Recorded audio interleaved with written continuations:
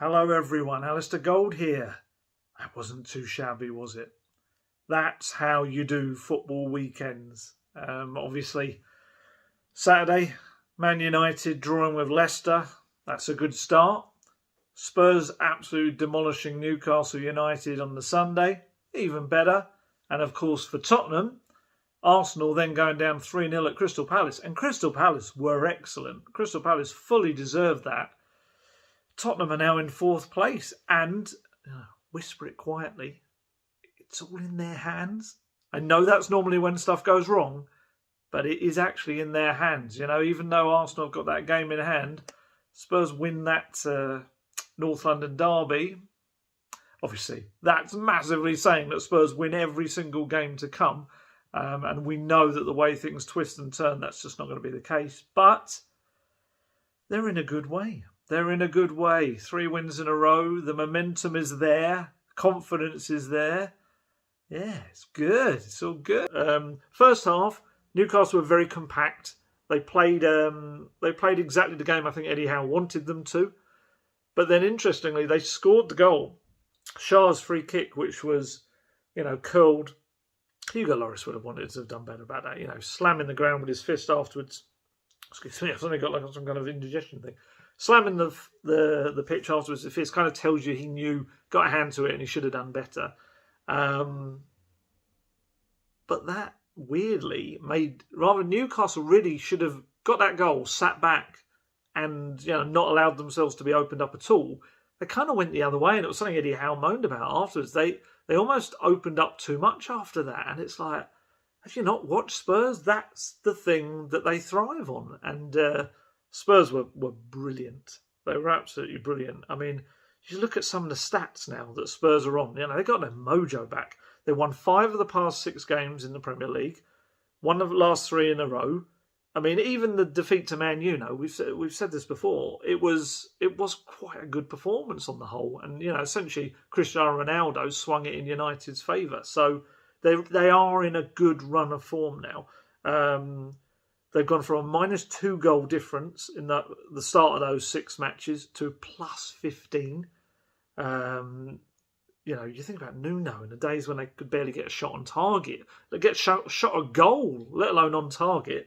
And now you're looking at it, in the last 6 matches, Spurs have scored 21 goals. In 2022, they've scored 29 goals in the Premier League, which is more than any other team. So much better. I'm so glad that we're actually getting goals and chances and shots in games. On Sunday even alone, had 19 shots on Newcastle's goal. It was excellent, And what I was quite impressed with, we talk about that Shah goal. How many times have Spurs done that? And they've done it against Newcastle as well, where they've failed to break them down for one reason or another. And then Newcastle, let's say, or but other teams you can fit in there instead, have gone and scored a goal, and Spurs have kind of gone, oh man, and they've kind of sulked and they haven't got the result. The amount of 1-0s there's been. I mean, we saw it at Burnley. I mean, what was it, a couple of months ago now? And that's exactly the opposite of what happened on Sunday. Spurs responded really quickly. Obviously, Sonny, lovely run from Sonny, won a corner. Corner didn't come to anything, but then the ball came back to him.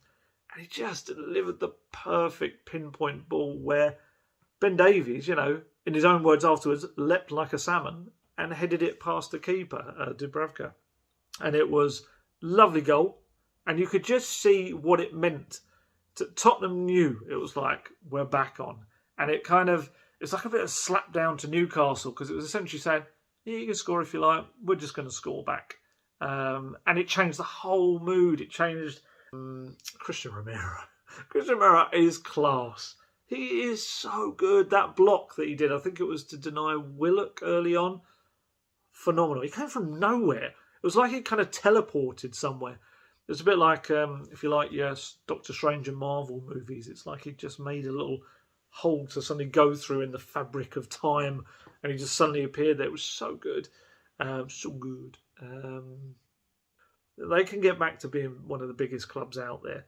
And it will be with players like Bentancur. It'll be with managers like Conte. And not only Bentancur, but I think his composure is contagious, and we've seen Pierre-Emile Højbjerg again. I'm going to use it as a quote later, I'll tell you, from Conte. Conte was very quick to point out at the end, like, no one's asked me about Pierre. You know, he was superb as well. And he said both players played in a massive way, was the way he called it. And Højbjerg, again, he does. He looks so much more settled alongside Bentancur. That's a lovely partnership that's forming.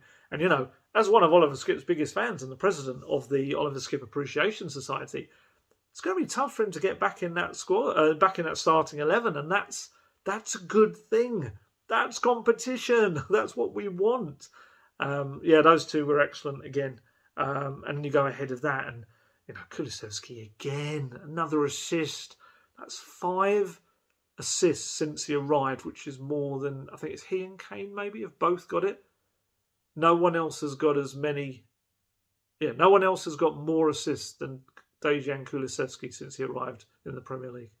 Says it all. Superb. I really can't think of a double deal or any deals really in the January window that have transformed Spurs as much. I mean, that's probably easy to say because Spurs don't do much in the January window anyway, but maybe even go as far to say a double deal that has transferred Spurs so quickly. Obviously, you're going to look at Ozzy and Ricky Villa, but I'd imagine obviously in the modern era, I think those two they are the difference between top 4. I was going to say I don't even think there's a doubt. They are the difference. They have transformed, you know, in true Jerry Maguire style. You know, Antonio Conte has said, "You complete me." You know, that's what he's essentially said to both of them, and they have. The squad is so different with them in it, and it just inspires so much more out of the other players. I mean, you know, Bentancur, he delivers the composure. 쿨루셉sky is the playmaker. He is kind of, and I've said this before, but he is becoming the Eriksen. He kind of is. He's not just he's got the dribbling ability as well, but I think he is turning into a mobile playmaker as well at Tottenham.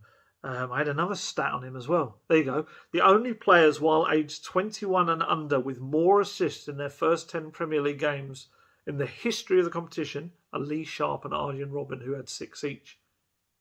So, you know, make his own little bits of kind of history.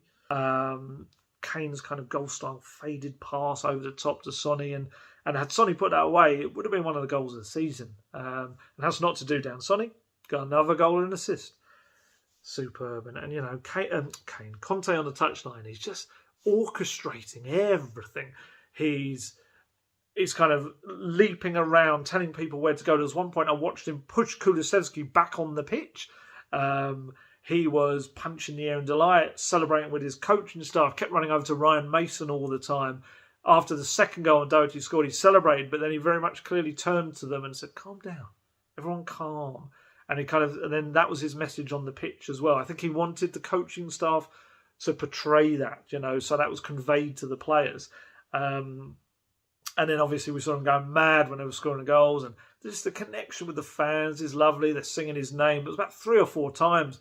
And every time, there was 2 of them, he was like clapping, applauding them. Once he was sat down, like the one rare time he'd sat down. But there was one point where they were cheering his name, and he was doing all of that at them, properly like fist pumping them. So come on.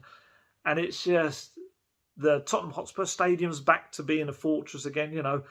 But now we turn back to Spurs and Aston Villa at the weekend. 8 games to go.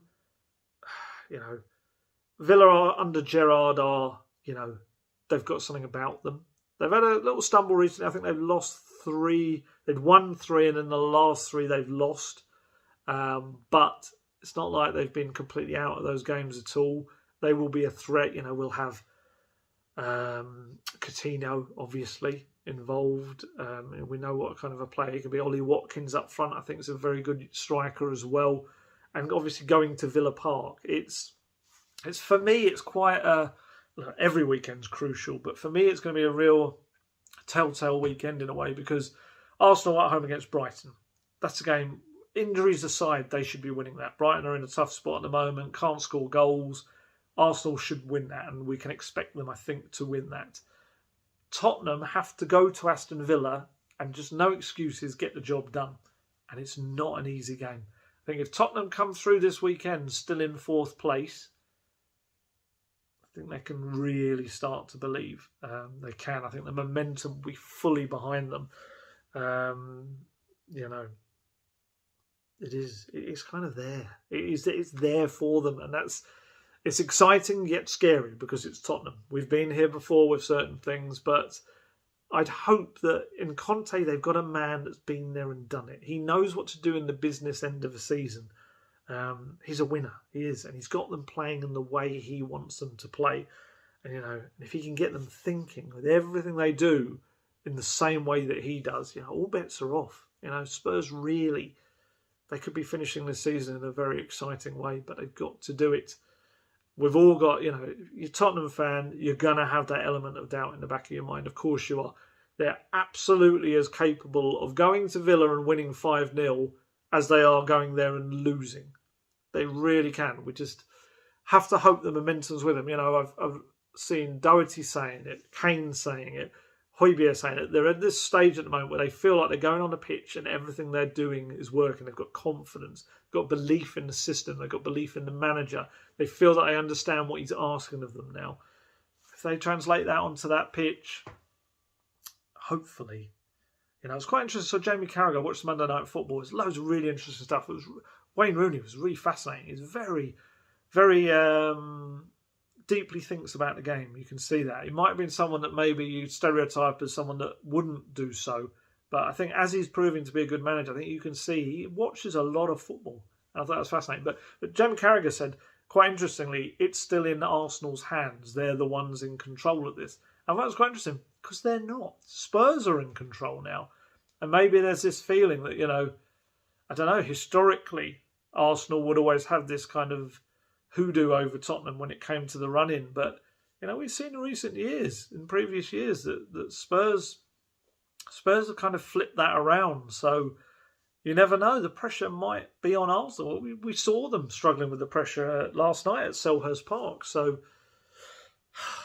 fingers crossed. Fingers crossed. Wouldn't it be fantastic to have a really exciting end to the season?